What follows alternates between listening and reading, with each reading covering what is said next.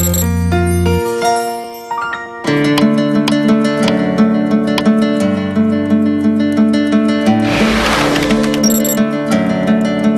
si Mildred Papi, ang kapatid ni Elizabeth. Yun po yung pupuntahan natin yung aking kapatid na si Elizabeth Salvatierra. Susundin po natin kasi po ang dating niya po ngayon 2:38 PM ng hapon po.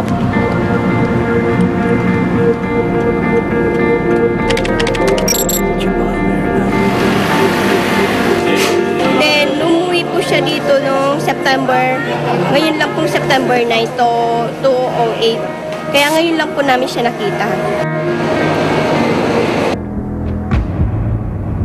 Yung time na naglalakad ako doon sa may Naiya, parang gusto ko nang hilahin ng oras para matapos na. Kasi ako nag-ayos ng mga papeles niya sa quarantine. Ako rin naglakad ng kasama ko yung taga-OWA na si Ma'am Monique. Kailangan ho nila ng tulong. I-guide na lang ho namin sila kung saan sila dapat pumunta na opisina. May ilabas lang dito sa airport at kaagad. Alam kong parating na siya. Nandito na ang kaba ko. Paano ko ba matatanggap siya? Lalo na pag nakita ko siyang isang isang kabaong or isang nakabox lang. Hindi ko matanggap, ang hirap. Masakit sa akin kasi umuwi siya sa akin na ganito, kabaong. Last September, umuwi siya. Ang saya-saya niya, kumakaway pa sa akin. Tapos ngayon, umuwi siya, nakaisang kabaong na siya.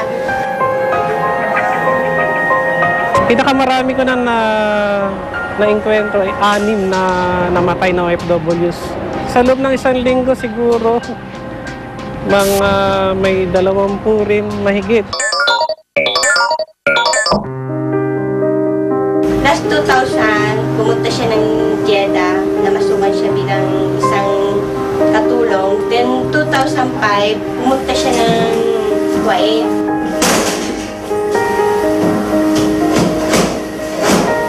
Ayaw akong papuntay ng asawa ko kasi sabi niya, huwag mong titingnan ng kapatid mo. Pero ako bilang isang kapatid, gusto ko makita ang itsura niya, kung ano talagang nangyari sa kanya.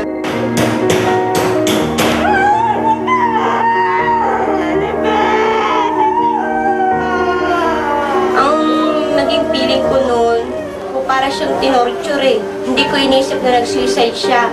Para siyang pinahirapan. Ngayon, gusto ko talaga maimbestigahang mabuti. Kaya parang hindi pa rin namin natanggap ang nangyari kay Beth na yung ba talaga suicide. Sa totoo lang talaga mabait si Beth nung siyang tumira sa akin. Siyempre may trabaho naman ako, di ba? Then siyang naglilinis ng bahay ko, naglalaban ng mga damit ko. Then siya nagluluto.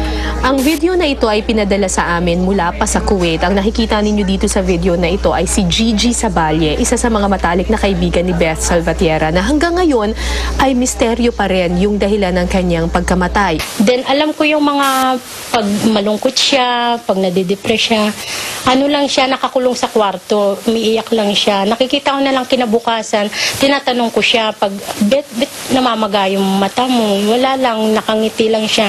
Pero alam ko na may problema siya, hindi niya lang masabi sa akin. Pero para talagang masigurado kung ano nga ba talaga yung dahilan ng pagkamatay ni Beth Salvatierra, kailangan tingnan natin yung autopsy report. Sa ngayon, hinihintay ko na lang yung kapatid ni Beth na si Mildred kasi ang usapan namin magkikita kami dito sa GMA7 at sasamahan ko siya sa PNP Crime Laboratory para kunin ang mga resulta ng autopsy report. Kasama po yung mga relo. Alahas niya po, ma'am. Yan po, ma'am siya. Ito siya. Kailan niya ito kinuha? Ano po, nung buhay pa po siya, ma'am. Mga December po, ma'am. Pinakita pa niya sa akin yung cellphone ni Beth. Tapos makikita mo doon, nakangiti siya, full smile, nandun siya sa kwarto, pinapakita niya yung mga gamit niya. Kaya sabi ni Mildred, hindi nagpakamatay yung kapatid ko kasi yung pinapadala niya sa akin mga litrato, ang saya-saya niya.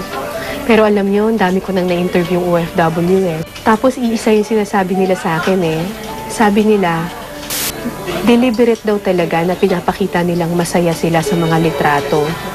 Yung mga images ng karangyaan, yung mga images na masayang-masaya sila. Kasi ayaw nilang makita ng kanilang mga kamag-anak na naghihirap sila sa ibang bansa.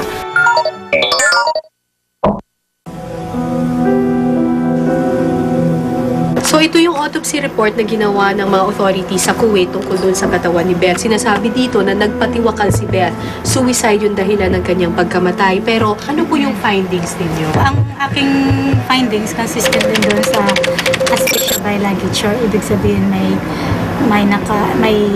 inan talagang Kumbaga nasakal siya talaga. So based on your findings, ma'am, posible pong suicide nga. posible din yun. Tiningnan ko nun yung mukha ni Mildred. Para siyang, yung bang tapang niya na parang bigla siyang nanghina. Kaya kinonfirm ko ulit just to make sure. Tinanong ko ulit yung doktor, may evidence po ba ng struggle?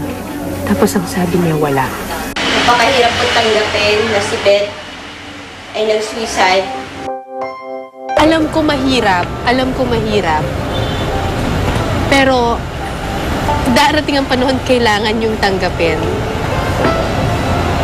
Okay. Si Beth is in the Lord's hands already. Kasama na niya ang Panginoon. Okay. Maraming salamat po.